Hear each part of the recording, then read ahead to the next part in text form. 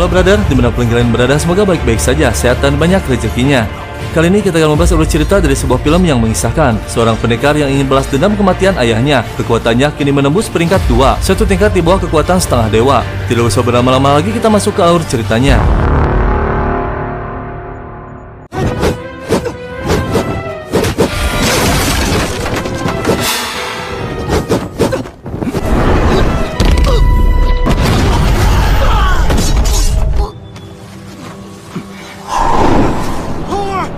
Hao dikurung dan dibujuk oleh Mo Chen untuk bergabung dengannya agar bisa menjadi pendekar tak tertandingi. Namun dengan tegas Hao menolaknya yang membuat Mo Chen murka. Tak lama Situ yang berada di sana mendengar jeritan Hao yang kesakitan. Dia pun bergegas menghampiri dan akan menyelamatkannya. Namun tiba-tiba Mo Chen muncul. Hao terkejut saat mengetahui Situ adalah antek dewa hitam. Hao menghina dan merendahkan Situ hingga dia menjadi murka.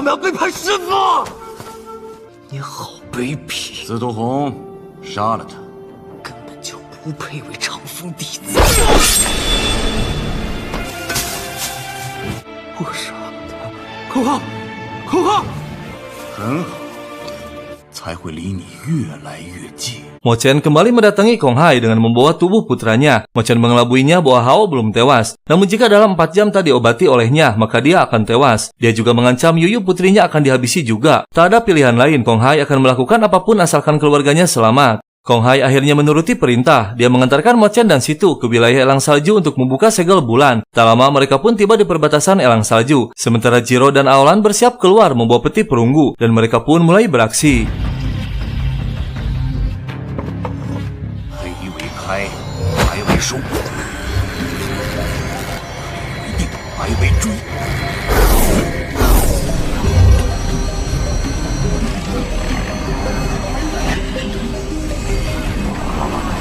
Aksi Mo Chen terdeteksi oleh Yuan Ji yang terjauh dari sana. Dia pun bergegas pergi. Si Kong juga merasakan hal yang sama. Dan ternyata si Yunan ketua He tak sadarkan diri akibat dari makanan yang telah diberi racun oleh Aolan sebelumnya. Tak lama Su Ying muncul mencoba membangunkan mereka dan akhirnya segel bulan berhasil dilumpuhkan.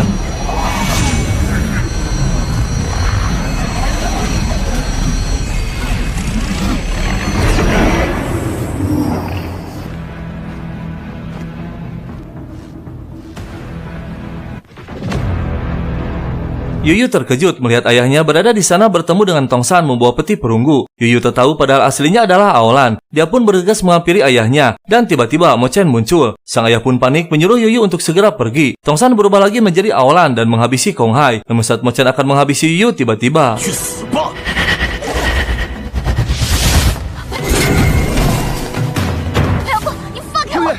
奥兰加魔阳神打起来没有胜算的，不能回去啊！我不能回去，六月不能回去啊！不能回去，六月，我要为我爹报仇。Yang Bo membawa Yuyu dan bertemu dengan King Shi. Dia menjelaskan semuanya lalu pergi. Sementara Mo Chen dan Aolan yang membawa peti tiba-tiba dihadang oleh Yuan Ji.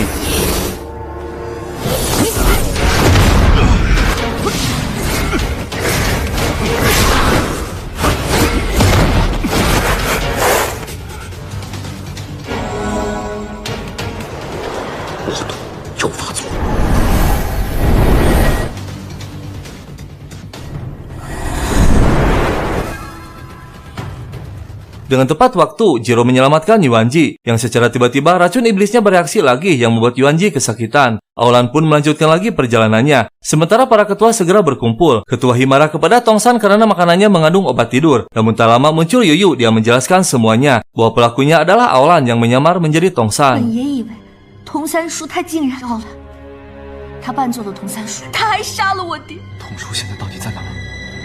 Zhongling terkejut melihat Tong San terluka parah di kamar Jiro. Semua panik dan sedih, terutama Su Ying dan King Shi melihat Tong San sekarat. Karena sejak kecil mereka berdua diasuh dengan baik oleh Tong San. Namun sayang, Tong San tak sempat memberitahu mereka bahwa Jiro terlibat.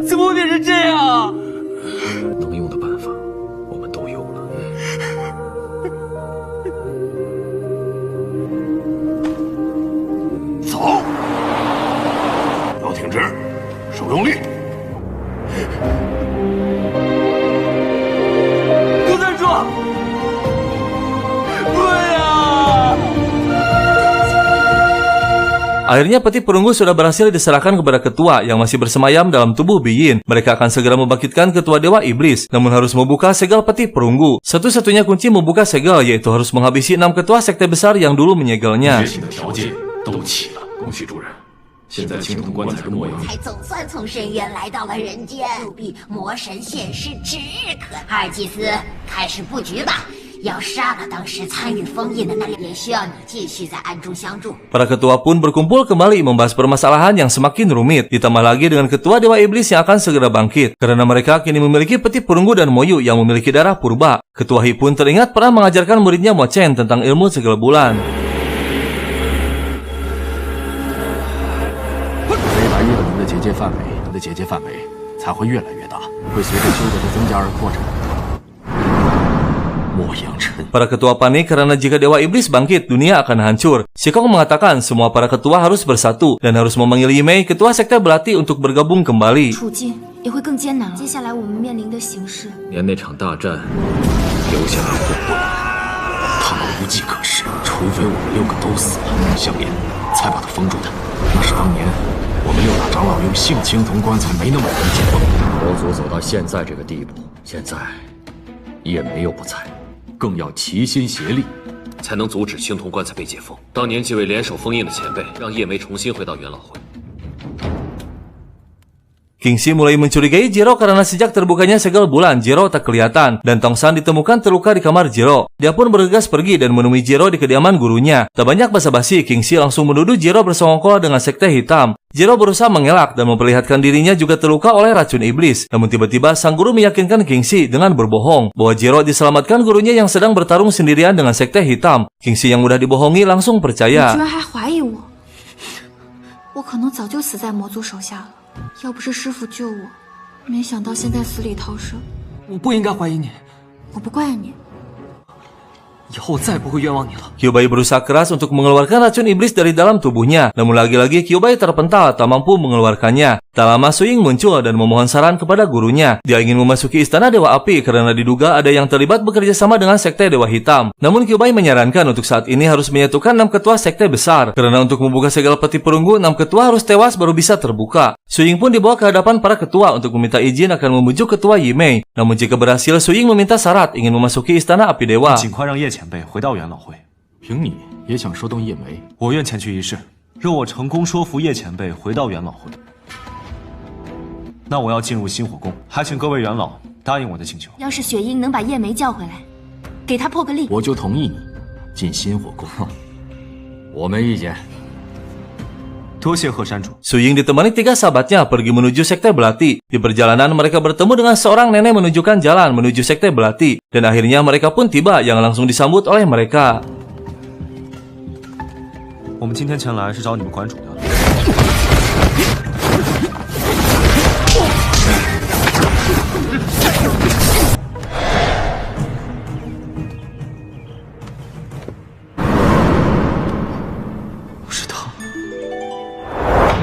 Suying melakukan siasat dengan membunyikan sebuah lagu untuk memancing ketua belati. Dan benar saja ketua pun muncul yang ternyata si nenek yang tadi bertemu. Ternyata lagu tersebut kesukaannya yang diberitahu sebelumnya oleh Shikong. Tak lama Yimei pun muncul menyamar yang menjadi tua. Suying membujuk Yimei untuk kembali bergabung. Namun dengan tegas Yimei menolak karena masih dendam kepada para ketua. Dia pun menceritakan masa lalunya, di mana Yimei saat itu memiliki kekasih bernama pendekar Yusan. Para ketua saat itu memilih Yusan untuk melakukan tugas besar, yaitu menjadi penyusup ke sekte Dewa Hitam, hingga dia tewas dalam pertempuran tersebut.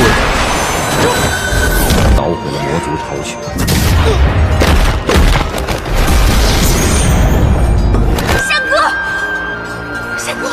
却重伤身亡。从此叶梅离开了心火宫，独来独往。 Suying mencoba membujuk lagi dan menjelaskan semuanya, namun Yimei tetap menolaknya karena masih dendam kepada para ketua. Tak ada pilihan lain, Suying pun menantang Yimei.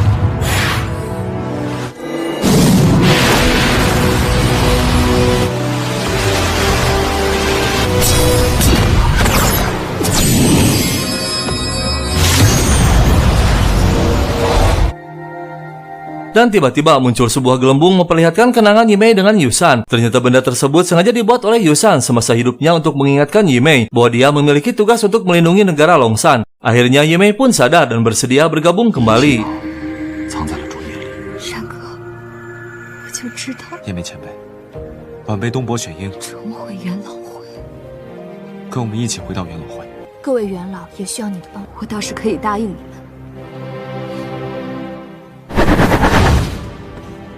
才不愿意来，要不是东伯雪鹰那小子说动我来，服了你，回到星火宫元老会。 Dan akhirnya Yimei muncul bergabung kembali dengan para ketua. Kini lengkap sudah 5 ketua sekte besar bersatu. Berkurang 1 ketua yaitu Taisu yang tewas dalam pertempuran. Yimei memiliki rencana dan siasat untuk menyerang sekte Dewa Hitam. Namun saat ini para ketua harus menepati janji, yaitu mengizinkan Su Ying memasuki istana api dewa. Yimei pun bergegas menemui Su Ying memberikan plakat sebagai tanda. Kini Su Ying telah menjadi murid istana api dewa. Tak lama Su Ying tiba di gerbang istana api dengan diantar oleh 3 temannya.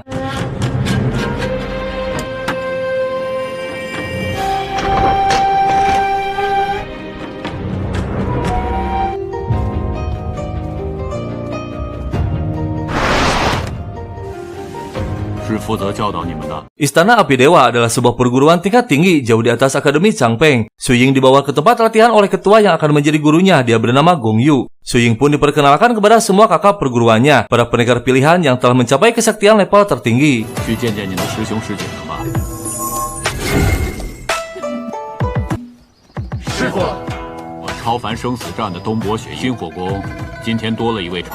Xue Ying，见过各位。 Kyubai mencari jejak para petinggi sekte hitam yang membawa peti perunggu. Aolan ternyata sedang mengawasinya dari kejauhan. Dia marah dan akan mengirim orang untuk menghabisi Kyubai. Karena sudah terbukti ternyata Kyubai tak setia kepada sekte Dewa Hitam. Namun ketua melarangnya karena suatu saat Kyubai akan berguna. Sekarang harus fokus untuk menghabisi 5 ketua sekte. 我让3届司之座杀元老的事已经安排了。等得太久，我已经不耐烦了。 Su Ying mulai berhati meningkatkan kultivasinya, namun tujuan utamanya untuk menyelidiki siapa sebenarnya pendekar bertopeng bernama Biyin. Namun saat Su Ying keluar melihat seorang pendekar yang mencurigakan.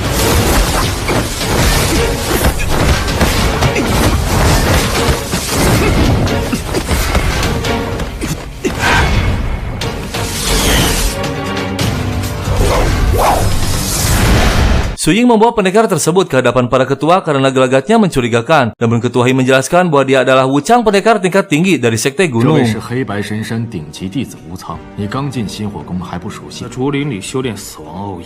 间正常训练即可，为何要鬼鬼祟祟？和你有什么关系？一场误会，没必要再深究下去，还是自己回去查看一番。 Su Ying kembali ke istana api berlatih bersama semua kakak perguruannya. Namun perhatiannya hanya tertuju pada Wu Chang. Namun tiba-tiba salah seorang murid bernama Joyi menghampiri Su Ying, menginginkan leontin pemberian ibunya. Dan di saat bersamaan terlihat Wu Chang dan Yu Peng sedang bertarung.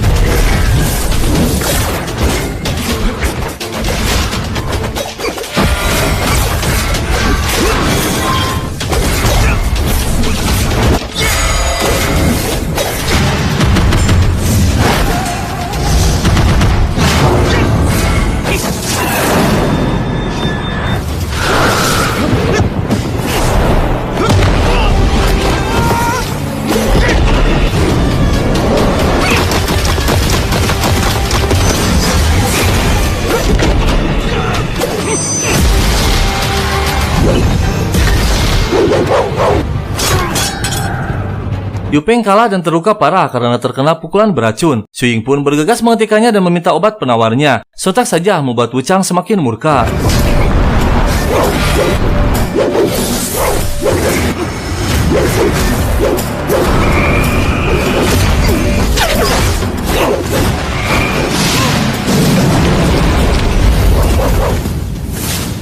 Joyi menghentikan pertarungan mereka. Dia memberikan 2 barang berharga untuk ditukar dengan penawarnya. Wu Chang pun mengalah memberikan penawarnya. 攻毒液1瓶，换你的解药。这是解药，快给于峰服下。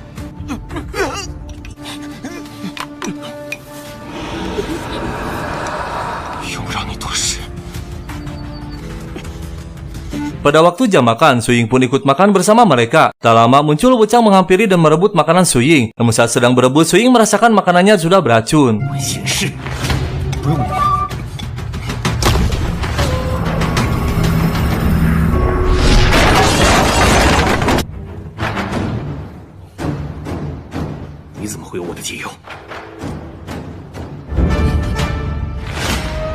Saat Wuchang akan pergi, dia mengambil benda miliknya yang terjatuh. Su Ying terkejut karena benda tersebut sama persis dengan yang ditemukan dari tubuh pendekar bertopeng. Su Ying pun memperlihatkan benda yang sama kepada Zhou Ye dan Yu Peng. Namun anehnya mereka tak mengetahui. Karena penasaran, Su Ying bergegas pergi akan menemui Wuchang. Namun dengan mengejutkan, Su Ying melihat ilmu Wuchang sangat aneh. 他疯了。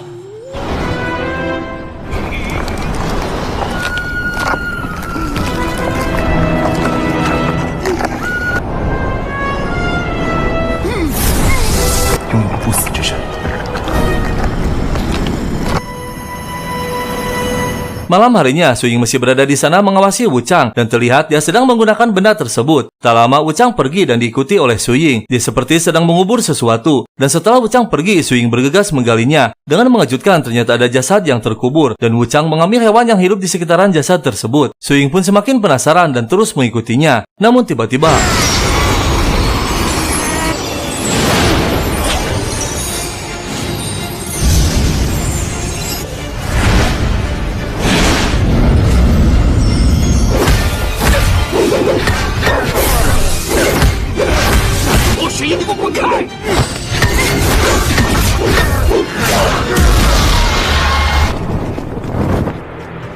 dan ternyata Su Ying baru menyadari ternyata yang dilakukan Wuchang untuk memancing pasukan Dewa Hitam muncul. Mereka pun mencarinya namun tak menemukan apapun. Tak lama muncul Ketua He murka karena siasat yang direncanakan sejak lama seketika gagal. Dan akhirnya Su Ying menerima hukuman dikurung di penjara es bawah tanah.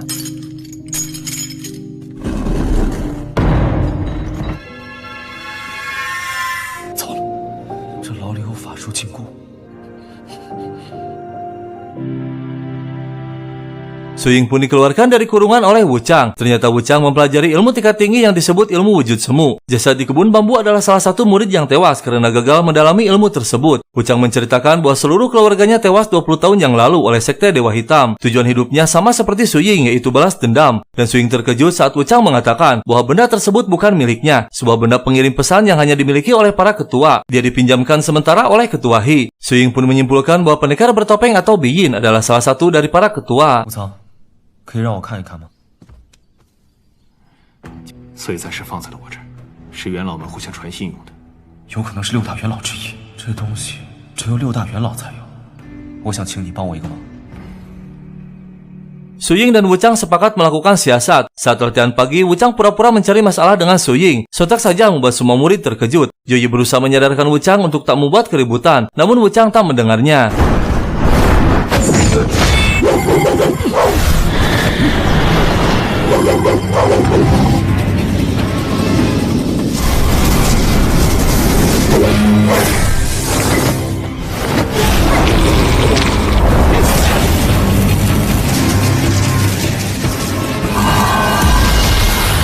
Dan tiba-tiba Master Gong Yu muncul. Rencana mereka pun gagal. Tujuan awalnya untuk memancing para ketua muncul agar dapat mengetahui siapa yang tak memiliki benda pengirim pesan. Ketua menghampiri dan murka melihat ilmu Su Ying yang menggabungkan semua teknik karena akan membahayakan nyawanya. Namun Su Ying meyakinkan bahwa dia mampu menguasai dan mengendalikannya. Su Ying juga menjelaskan bahwa dengan menumbalkan Wuchang mempelajari ilmu sesat bisa mengancam nyawanya. Sontak saja membuat ketua semakin murka. Mereka semua terkejut karena Su Ying berani menerima tantangan dari ketua yang kesaktiannya sudah mencapai setengah dewa.